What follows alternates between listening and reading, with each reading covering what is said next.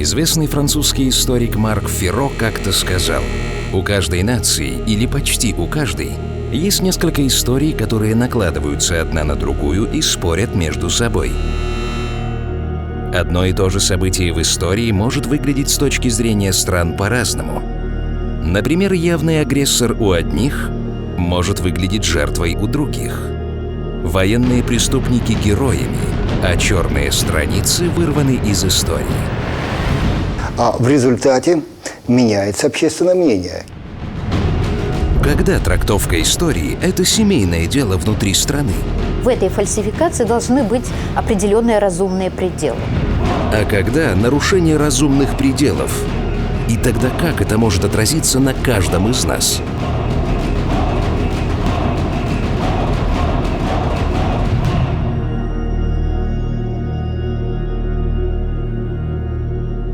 Итоги Второй мировой войны.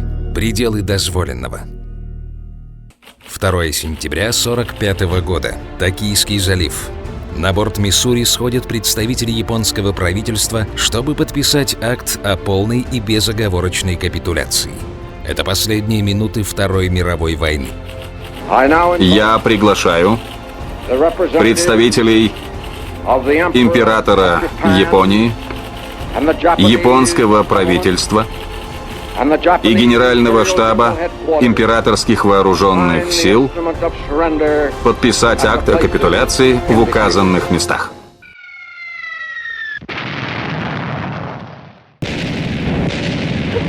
Милитаристская Япония захватила огромные территории Кореи, Тайваня, Китая и России и, выступив в мировой войне на стороне Германии и Италии, потерпела поражение.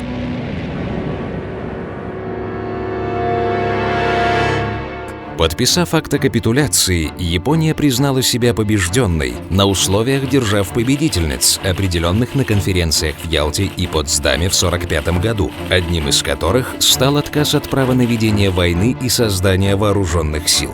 Это в последующем было закреплено в 9-й статье Японской Конституции.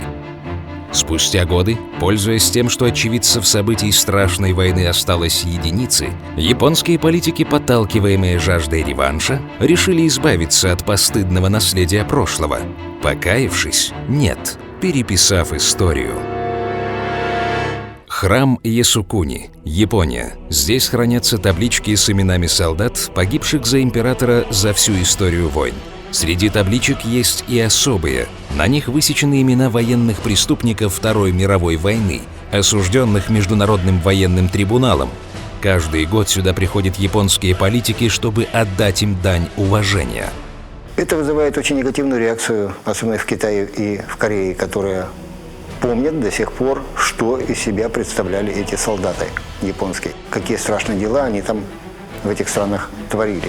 Сначала дань уважения военным преступникам, затем пересмотр послевоенной конституции Японии.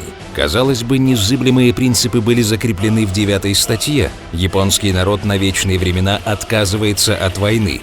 Никогда впредь не будут создавать сухопутные, морские и военно-воздушные силы, равно как и другие виды военного потенциала.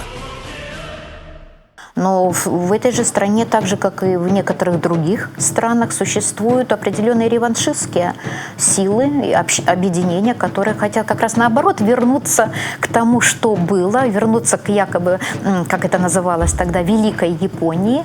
Эти силы горячо поддерживаются действующим руководством Японии во главе с премьер-министром Синдзо Абе, личным примером которого культивируется почитание военных преступников, пересматриваются пацифистские положения Конституции, силы самообороны получили право на ведение боевых действий вне территории Японии.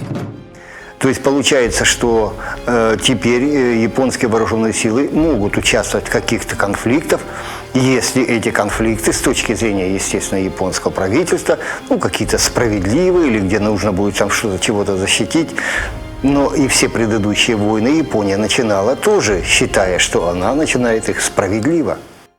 И сейчас руководство Японии считает справедливыми свои претензии на острова в окружающих ее морях, от прав на которые она отказалась 70 лет назад. Япония требует возвращения островов Дяо-Юйдау у Китая, Токто у Кореи и Курильских островов у России. а положение Сан-Франциского мирного договора 1949 года, по которому страна восходящего солнца отказалась от них, в настоящее время просто игнорируется. При этом в нарушениях международного права Токио обвиняет именно Китай и Россию, полностью игнорируя исторические факты и навязывая собственное видение исторических процессов. Исказить, представить в негативном свете образ России, в том числе ее роль в Великой Отечественной войне, во Второй мировой войне, является частью некой идеологической войны против России. Как я уже говорил, история – это часть менталитета или души народа, да, и чтобы эта душа страдала, или как можно что-то еще, нужно изменить всю концепцию истории Второй мировой войны.